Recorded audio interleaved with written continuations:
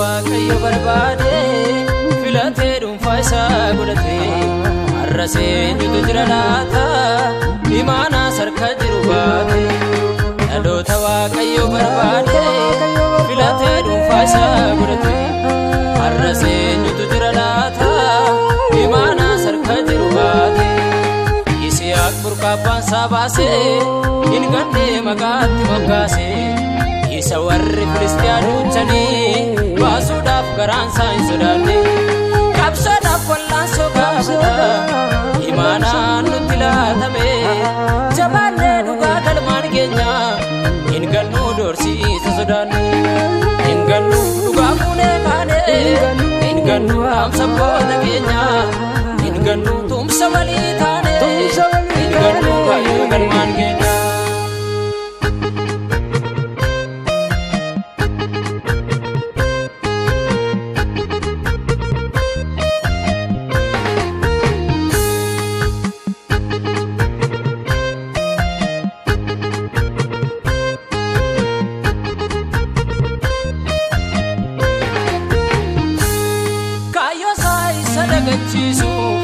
warri geerar burqaasaa cufu isa jedhee bokkaase darbee falmiidhaan karaa isaatti duuchu ammayyuu dhugaaf gad hin taa'u diinonni ofii irratti ka'u dhumarratti iddoo bal'aa jira garaan isaa isarraan lakkaa'u boolla jatoota isaa soksiise lammaffaa gatii isa baasise siitinaa jedheetti moggaase abajaachi lolatti kaase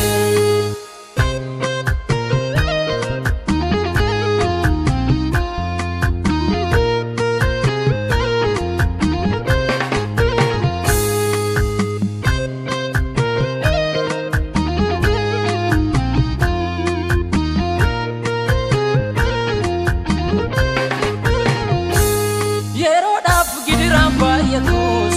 Yisihaaq diinatti harka laatu injifannoon dhumarratti dhufu hin caalaa diinni cufu amma iddoo bal'aatti baane namni qoccolloo nutti hin kaafne nuyi biyyicha keessatti baay'anna maqaa boollicha Rihoobotitti ni moggaafna Rihoobot Rihoobot Rihoobot Rihoobot Rihoobotiin kunoo iddoo bal'aa arganne kaanunoo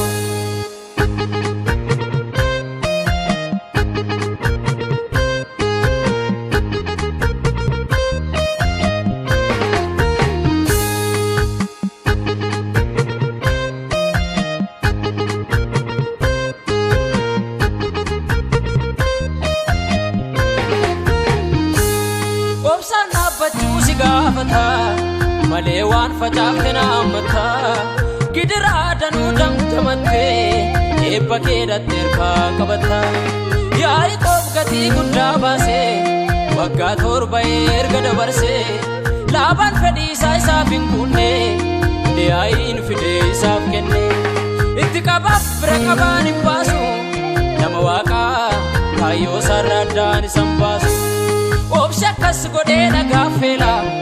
Kurtoo nama waaqaa meelaala warqeen abiddaan ilaalama Yaaqoobiif wanta inni barbaade ni kennama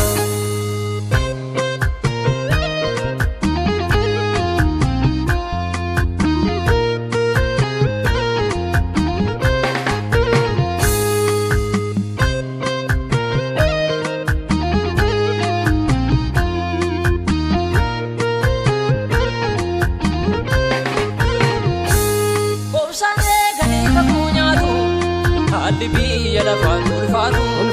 lafa naarra kophaa jiraatu nama waaqaa bineensi nyaatu